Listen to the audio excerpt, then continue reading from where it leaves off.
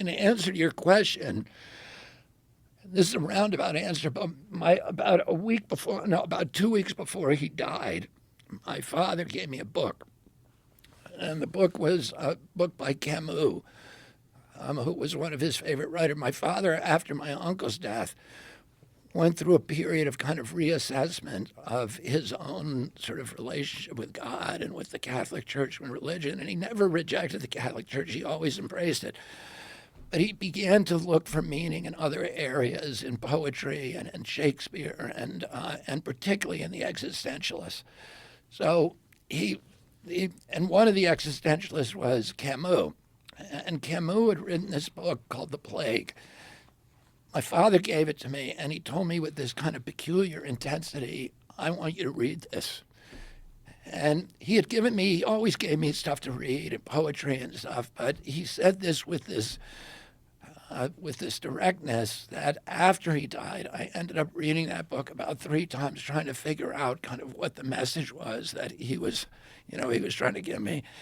And the book is about a doctor who is in a city in North Africa where there's an unnamed plague ravaging the city. It's a walled city and it's quarantined.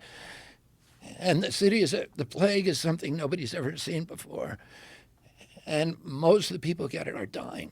It's a huge infection fatality rate. And a lot of the book, the beginning is this conversation the doctor is having to himself as he's locked, in his room. And he's trying to say, I don't want to go out there because if I go out there, I'm going to catch it. And I can't really help these people anyway because we don't know, anything about this disease. We don't know how to treat it. And everybody who gets it dies. So why don't I just stay here and wait it out? And then in the end, he ends up leaving, and he ends up just comforting people. And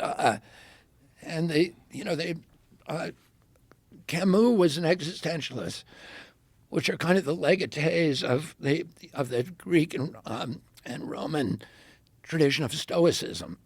And what he was saying about this doctor is the doctor had brought order to the chaos of what was happening in the city by doing his own duty and going out and being of service to other people, even at great sacrifice to himself.